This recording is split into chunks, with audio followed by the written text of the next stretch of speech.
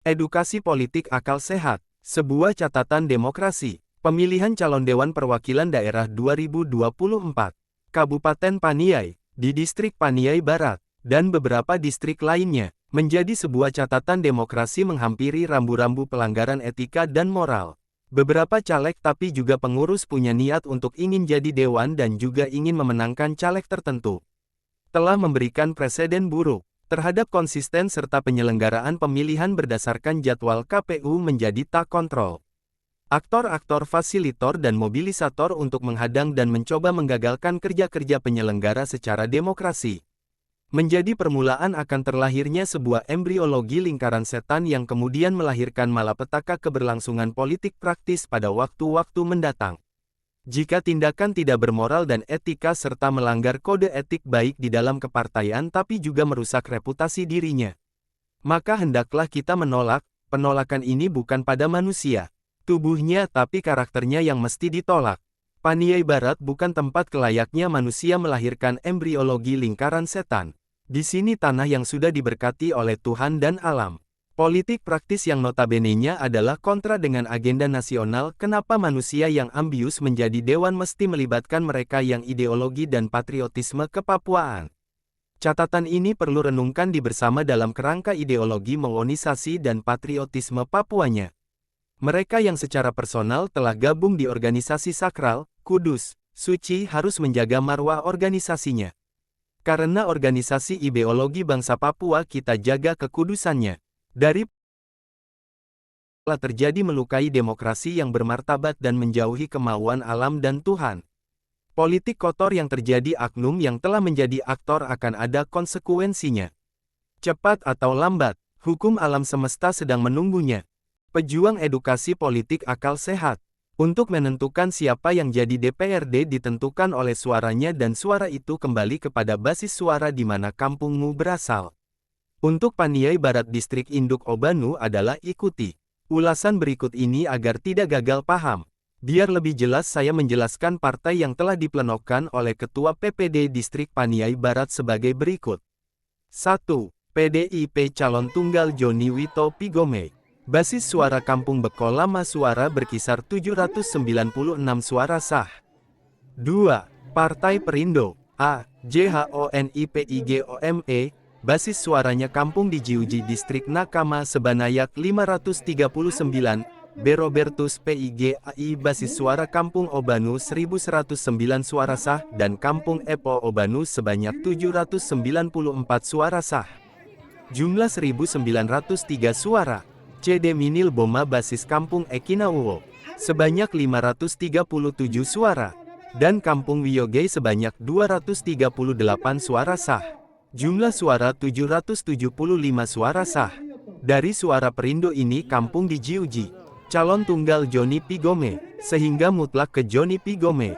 Kampung Obanu telah ada suara kesepakatan bersama seluruh rakyat bahwa suara kami ada 4 caleg yakni 1.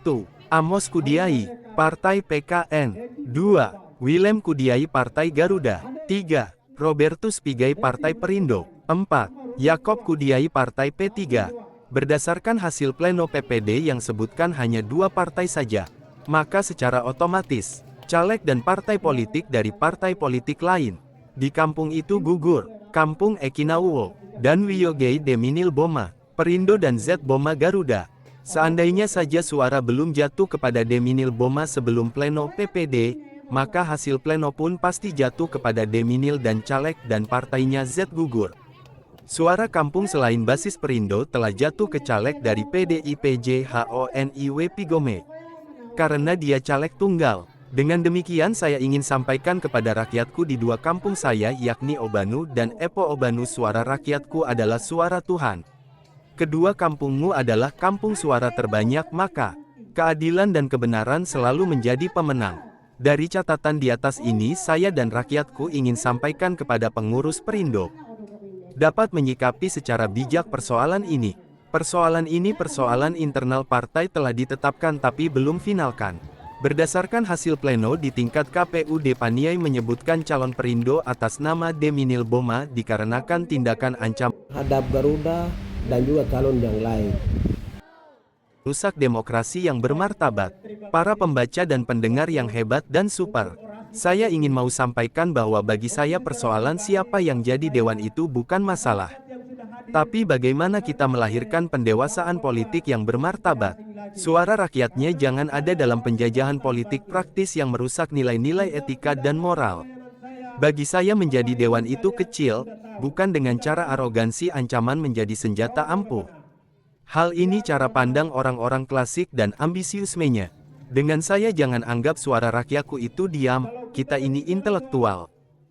Maka dengan demikian penjelasan ini pengurus Perindo di Kabupaten Paniai memahami betul dan mengikapi persoalan ini. Karena persoalan ini belum final bagi saya. Jadi pengurus jangan pernah lupa, pengurus Perindo Paniai jangan pernah lupa ini kesepakatan kami sebagai kolektif kolegial untuk Kampung Obano.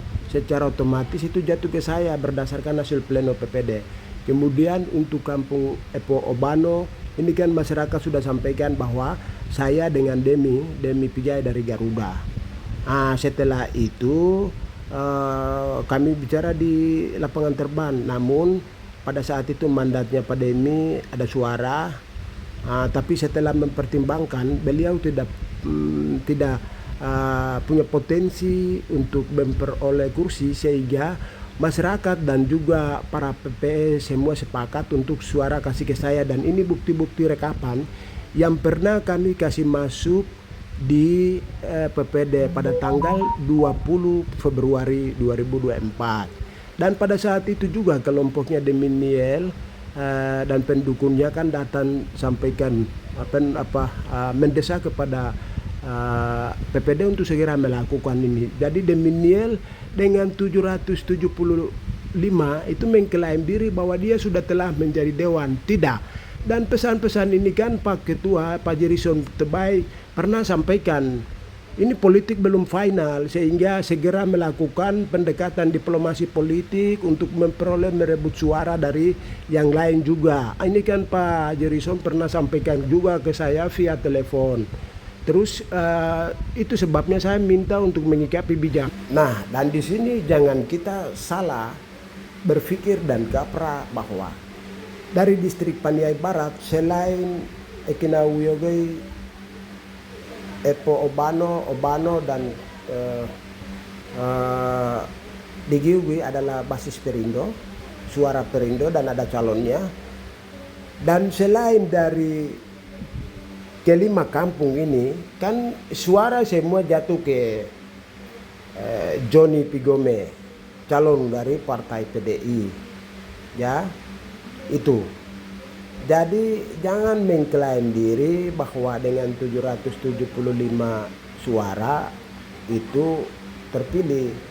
Jadi penetapan rekapan yang dilakukan oleh pleno PPD di tingkat KPU ini kan adanya ancaman yang melanggar kode etik, yang melanggar nilai-nilai demokrasi di wilayah ini. Dan sikap inilah yang kami dan secara pribadi masyarakat kampung saya tidak terima sikap-sikap seperti ini. Dan untuk itu disampaikan kepada pengurus agar supaya menyikapi secara bijak sesuai dengan aturan, sesuai dengan koridor yang ada. Untuk itu kepada DPD, DPW dan juga DPP pusat, tolong menyikapi hal ini.